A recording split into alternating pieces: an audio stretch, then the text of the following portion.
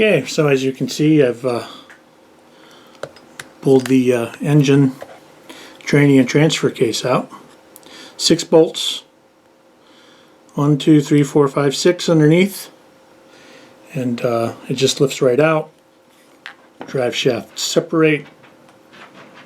You got your small one in the front, large one in the back. You have your 2 different sizes. So now that we're done with this, we'll set it over here for now and concentrate on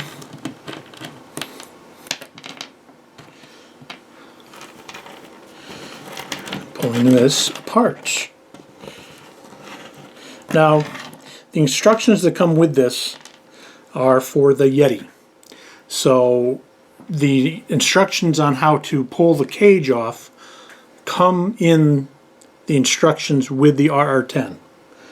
So because this transmission unit is essentially out of a Yeti, so you can add a 2-speed to a Yeti if you needed to. So we're going to go ahead now and pull the transfer case off.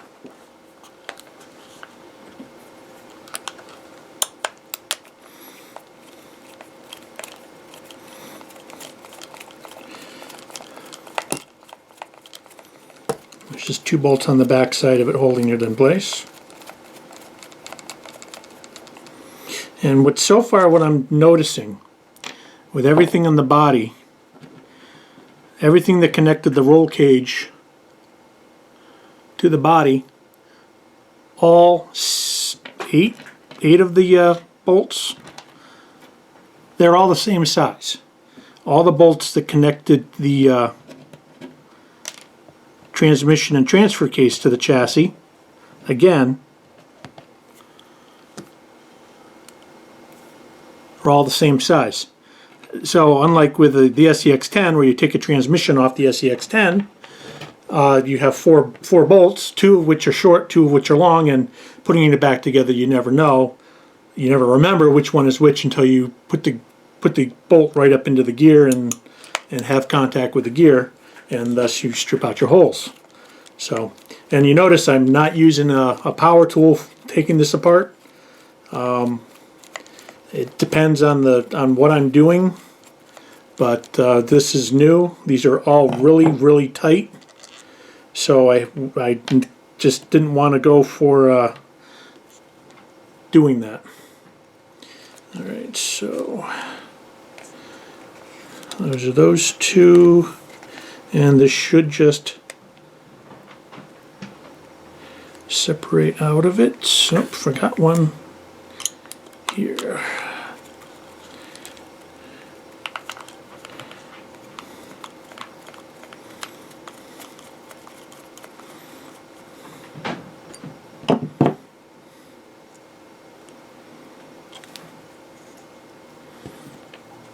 And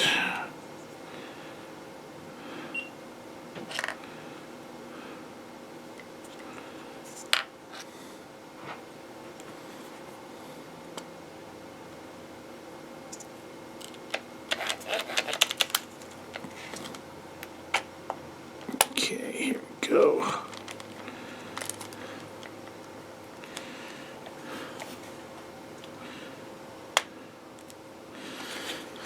Alright, so we need to take this off.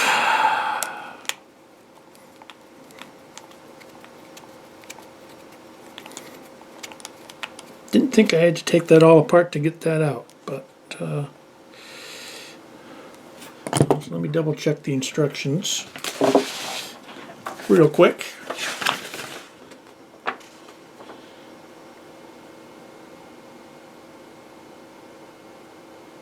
Yeah, should have slid right out.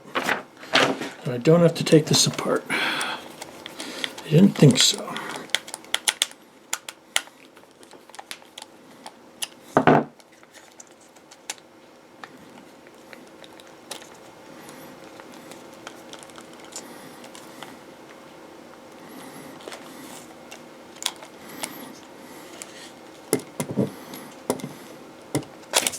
There we go. It's a very long keyed input shaft there, so not complaining about that at all. There's our transfer case. Hello. Nice. I like transfer cases. Alright, we'll put that off to the side. I can put this back in because I don't need to take that out.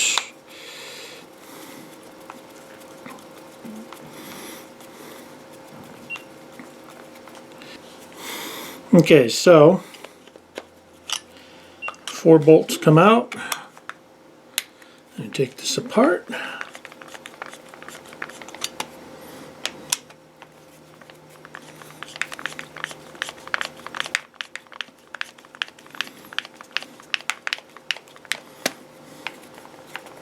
Crank, crank, crank, crank, crank, crank, crank, crank. Yes, yes, we have cranking going on. So just don't call me cranky. And again, those are all the same size, holding the transmission together. And the two holding the transfer case, of course, were a little longer. I'm going to actually slide those back in so I know exactly who belongs where. So now I'm going to try to leave the motor on. I don't need to take it apart, don't need to take anything off the front, hopefully.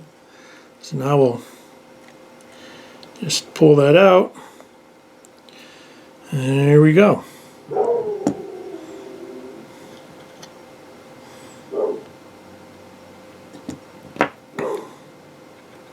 That's our input shaft. I don't think I need to...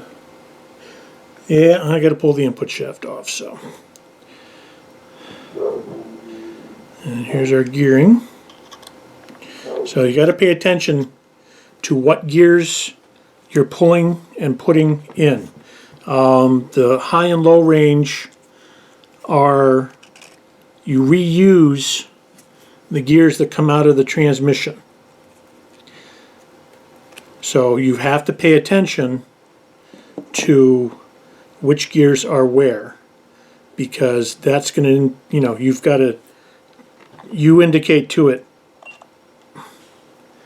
what, you know, there's the two gears slide back and forth. So you have a small gear on top, large gear on the bottom, and for the low range it'll be a big gear on top. I'm sorry, be the opposite.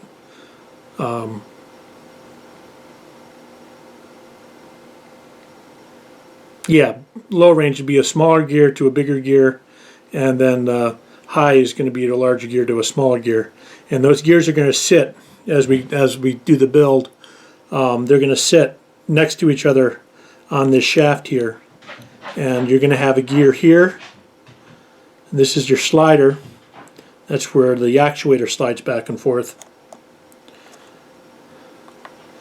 So, and you'll have another gear on this input shaft, which I will take that off now and pull the shaft off. Pull the bearing out here and put it back in its home inside its case. And I'm noticing there's not a whole heck of a lot of grease in here. Things are lightly lubed up. That's okay. I'm going to give everything a coating of marine grease. I like using the marine grease inside. That helps keep the things from rusting. Just you don't put a lot of grease inside, because when you put a lot of grease in, you end up you know, causing things to bind when you don't need them to. So you put a little bit of grease on there just to coat them. It helps protect things, keep the moisture off of them. So, you know, just remember that wherever you have grease, water can't go.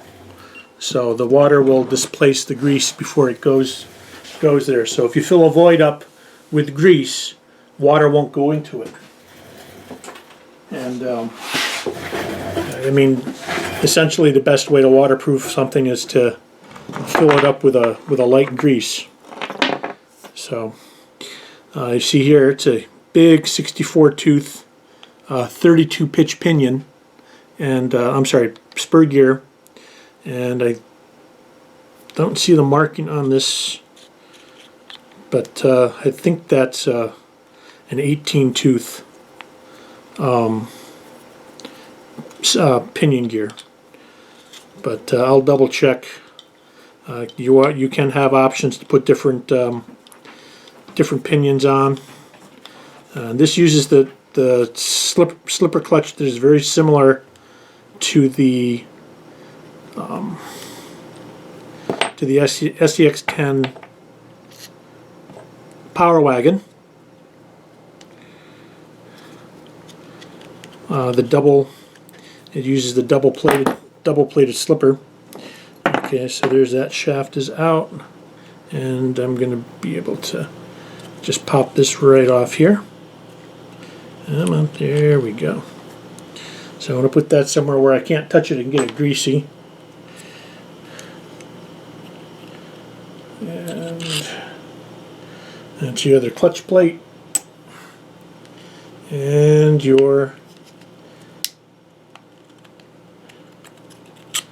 that is what makes things go.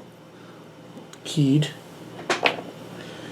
So, and now this hopefully should just, look at that, slide right out. So we'll put this over here for now, because everything we're going to do is going to be with these two gears and these two shafts. So slide this off, put it back in its home because we don't need it on here for now. And keep track of pins. There is no pin in this one at the top. We're going to be adding that in there to hold the gear in place. And put that back in its home. I want it to go home. There it is. So, we get a whole new set of bearings, pins to do the rebuild on this. So there we go. This was the smaller of the two. This was the larger of the two. Yeah, see, that says right on there. God, even with my glasses on, I can't read that.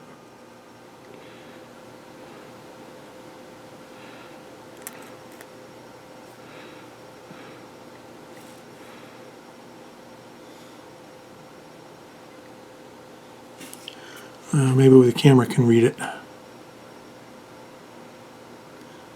Hello.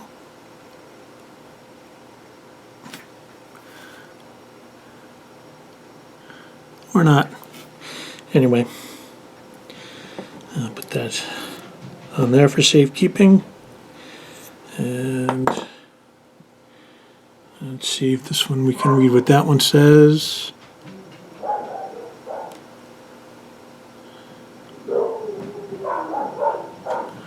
Alright. So, drop all the pins off of this for now. And the gears. And I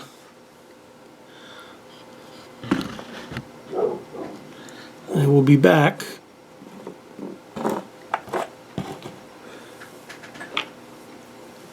to resume and to finish this up. So I'm going to pop these C-clips off. Yeah, let me grab a...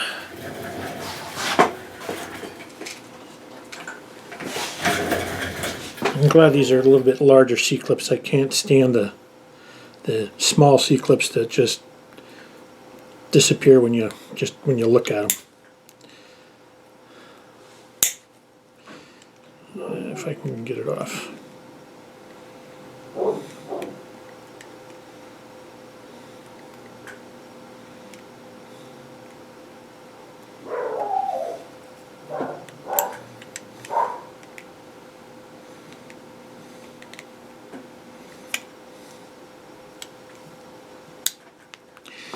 Okay, we'll put that there.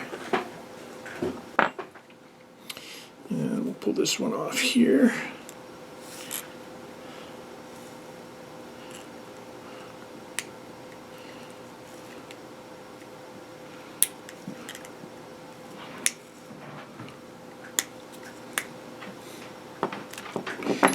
Okay, so C-clips, back half of the transmission, pins, and shafts. I'm going to grab a magnet so I can keep track of those.